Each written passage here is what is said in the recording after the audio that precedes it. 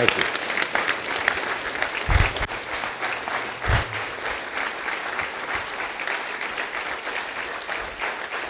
Thank you.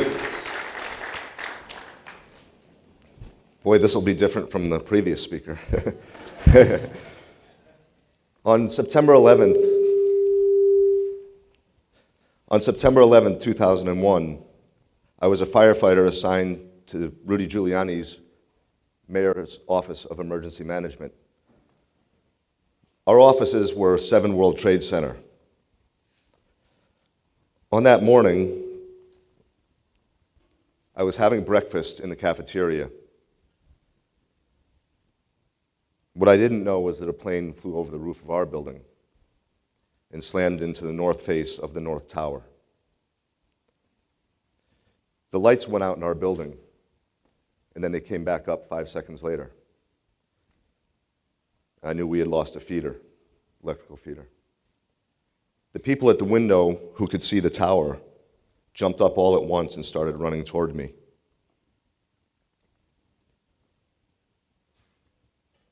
I grabbed a girl by the shoulders and I said, "What happened?" And she said, "A plane just hit the tower."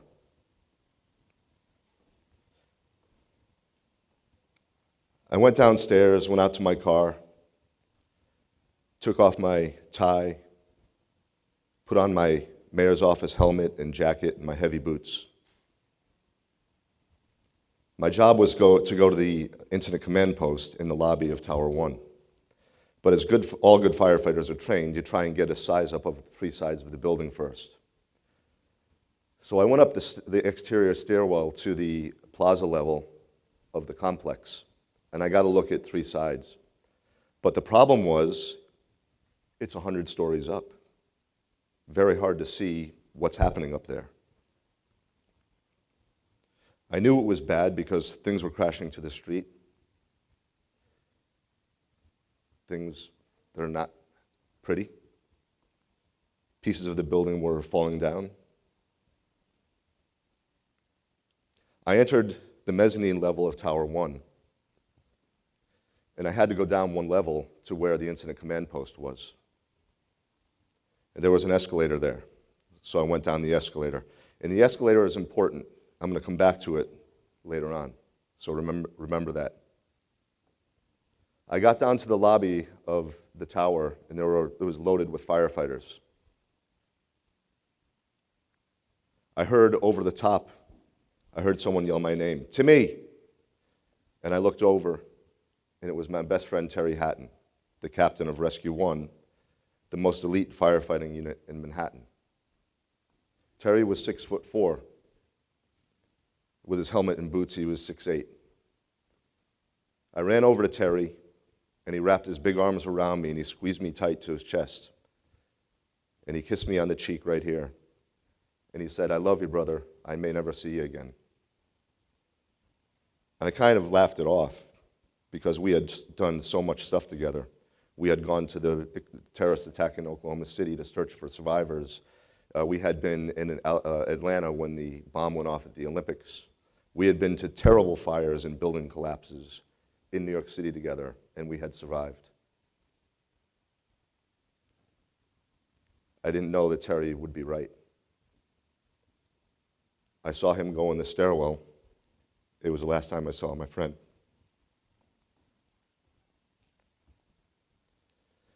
A firefighter ran into the lobby of Tower 1 from Tower 2, and he was yelling, "Another plane just hit the South Tower," and it was the first we heard of it. I was assigned with Chief Donald Burns to go to the South Tower and open up the command post there. As we were running from Tower 1 to Tower 2, underground, I said to the chief, "What do you need me to do?" And he said, "Timmy, there's not much me and you can do." He said, "Do your best and be careful." I said, "Okay, Chief."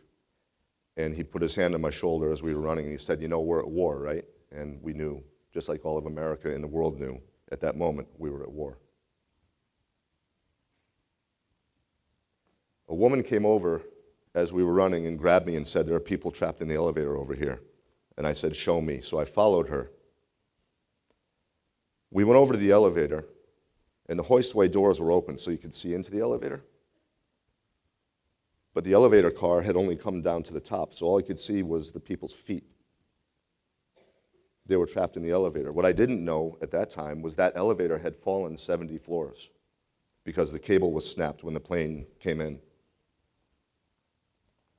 So they had just dropped 70 floors. The emergency brakes stopped it, and they were trapped. They were so close to freedom, but they were still trapped. They couldn't get out. The men were trying to pull the car down, but they couldn't. And the reason they were screaming in terror was because the elevator pit right below them was full of jet fuel that was on fire. And they were right above that fire getting cooked. I turned around and told the Port Authority employees that I could find, bring me as many fire extinguishers as you can find. They started bringing the extinguishers. We tried to fight the fire. Hard to put out a jet fuel fire. In my frustration of watching these people get burned in front of me, I turned to my right and my shoulder hit someone, and I turned and looked. It was a firefighter, and I looked up at his face, and it was my friend Mike Lynch, who I'd worked with in Times Square. Mike put his hand on my shoulder, and he said, "Timmy, I got it." And what Mike meant by that was that he had the training, the knowledge, the tools, the equipment, and the courage to save those people's lives.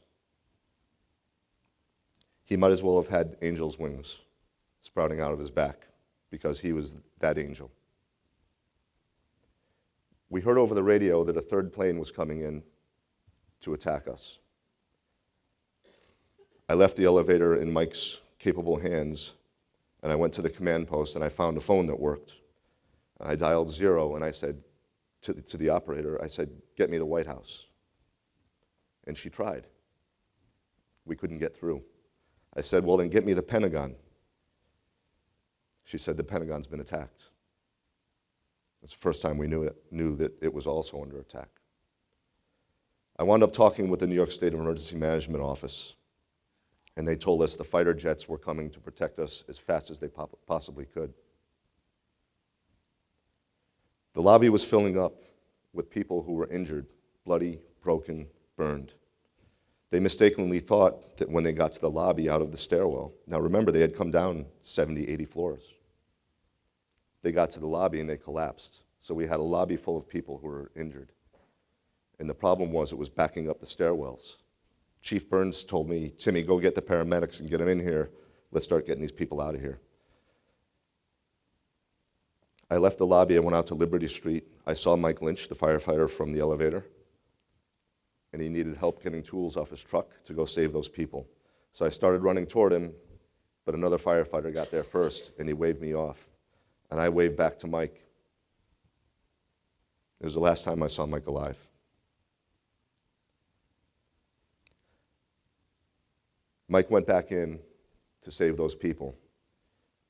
Months later, they found his body with the jaws of life, with the people that were in that elevator. We know for sure that he saved at least one person because she recounts how the firefighter with the red 4 got her out of the elevator and she lived. Mike was a superhero.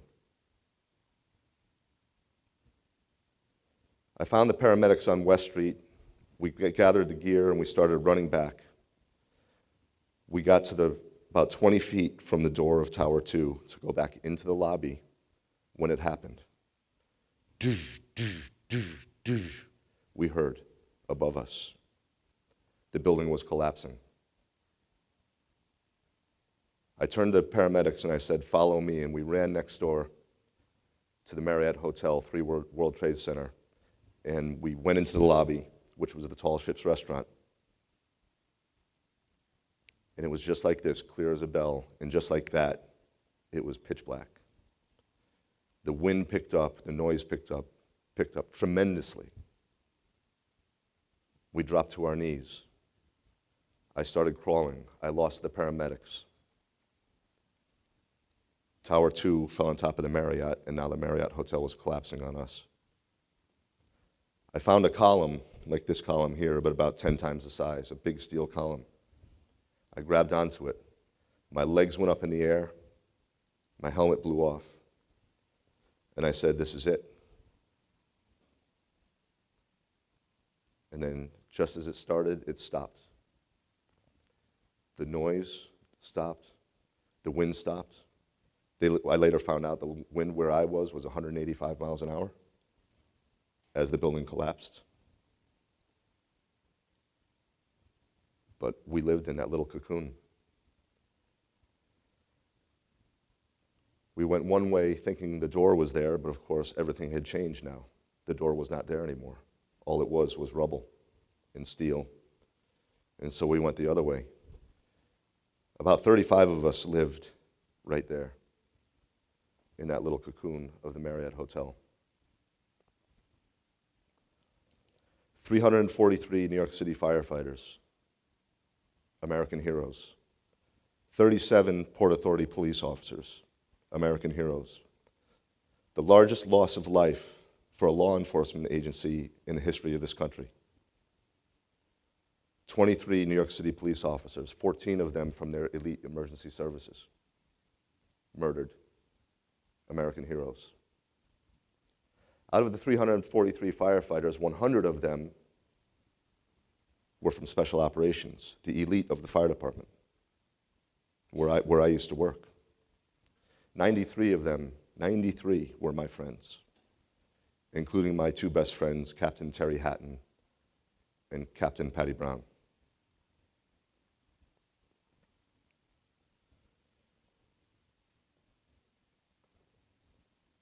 We all know the firefighters and police officers were heroes that day. Mayor Giuliani says it was the worst day of his life and the best day of his life. I agree with that. We know why it was the worst day. But it was the best day because we met the worst of humanity with the best of humanity. The firefighters, the police officers that ran up in those towers. But there were other heroes that day, ordinary people who were not firefighters or police officers who became extraordinary heroes. Civilians. Wells Crowther, 24 years old, an equities trader on the 104th floor of the South Tower. He just went to work that day. He also happened to be a volunteer firefighter. Wells Crowther, in those upper floors, saved at least 12 people's lives. And then after he did that, he stayed in, and he winds up being killed. Frank DiMartini and Pablo Ortiz, civilian Port Authority workers, 88th floor of the North Tower. After the plane hit the North Tower, they got their floor evacuated. In fact, Frank sent his own wife down the stairs. But they heard knocking on the 89th floor and people calling for help. So Frank and Pablo chose to go up that stairwell and help those people. And they continued doing that all the way up to the 91st floor, saving people, getting them in the stairwell, sending them down to live. But they stayed up there, saving people's lives. Frank and Pablo gave their lives and saved over 70 people. Flight 93, Jeremy Glick, Mark Bingham, Todd Beamer, and Tom Burnett knew that their plane was hijacked and knew that other planes had been hijacked and that were being used as weapons. So they decided, they hatched a plan to not allow that plane to be flown into Washington in a populated area. They went after the terrorists. They tried to take the plane back, but they said, even if we die, we're going to do it in a field. We're not going to do it where we're killing other people and taking them with us. Ordinary people, extraordinary heroes.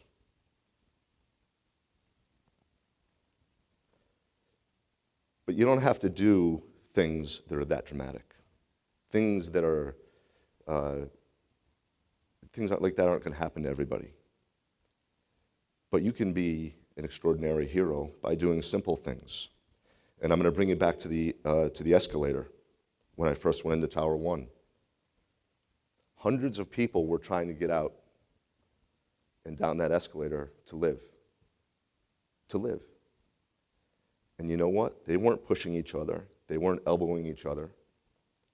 For every person that was obese or pregnant or injured or disabled, there were 4 or 5 office workers helping them. And that is the truth about humanity, the goodness of humanity. They stood back, they took their time, they helped each other. And we saw example after example after example of that quiet heroism. And that's who we are.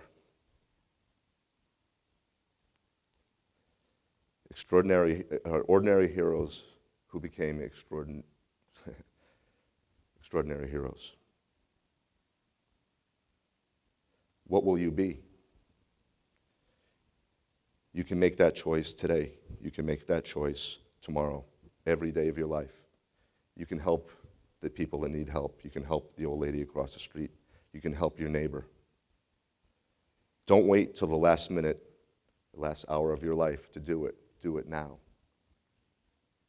And put that in the forefront of your behavior. Be the hero today. Thank you.